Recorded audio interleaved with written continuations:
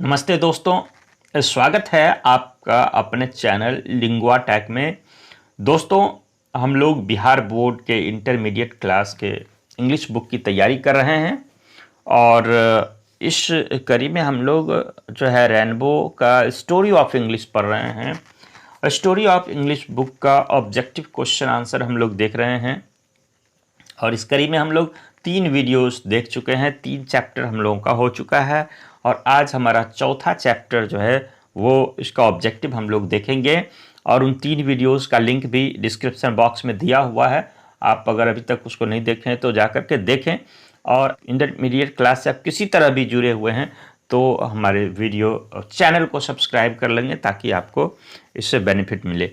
तो आइए चलते हैं सीधे अपने क्वेश्चन की ओर और आज का टॉपिक जो है वो है मिडिल इंग्लिश, यानी हमारा जो चैप्टर 4 है वो है मिडिल इंग्लिश।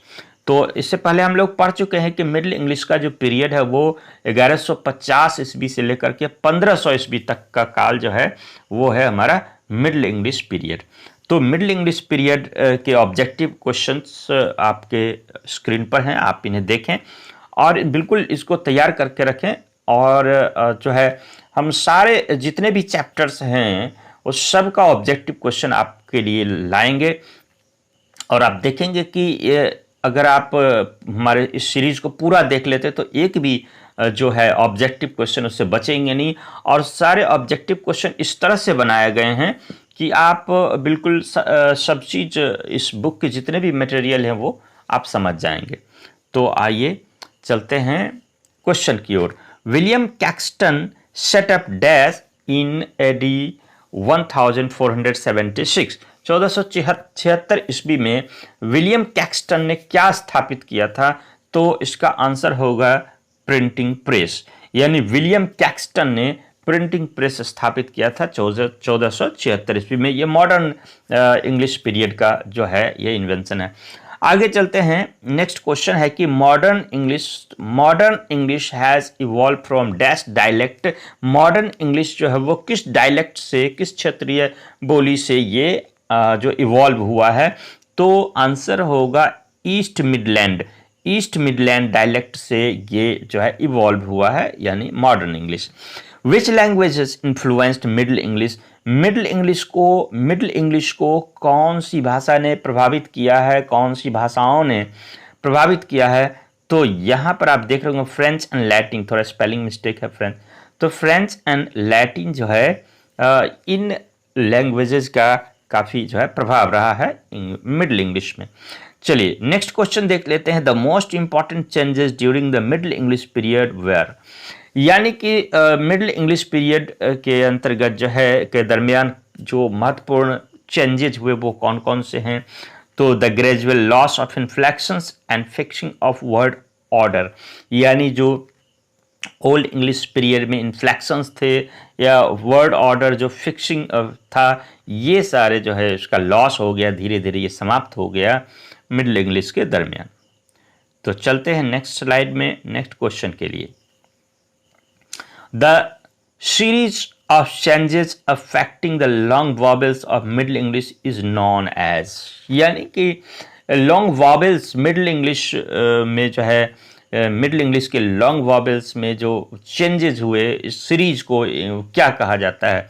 तो इस सीरीज को द ग्रेट वॉवेल शिफ्ट कहा जाता है, द ग्रेट वॉवेल शिफ्ट। तो चलते हैं नेक्स्ट क्वेश्चन में। The Romaunt of the Rose was written by dash, ये जो बुक है the Romaunt of the Rose was written by, किसके द्वारा लिखा गया था? तो जियोफ्राय चाउसर के द्वारा जो है ये बुक लिखा गया था। ठीक है, Chaucer, John Gower, William Langland and John Wycliffe are the writers of dash age. ये Chaucer, John Gower, William Langland and John Wycliffe जो हैं ये किस काल के राइटर्स हैं? तो यहाँ पर उसका आंसर आप देख रहे होंगे क्लासिकल मिडिल एज के राइटर्स हैं।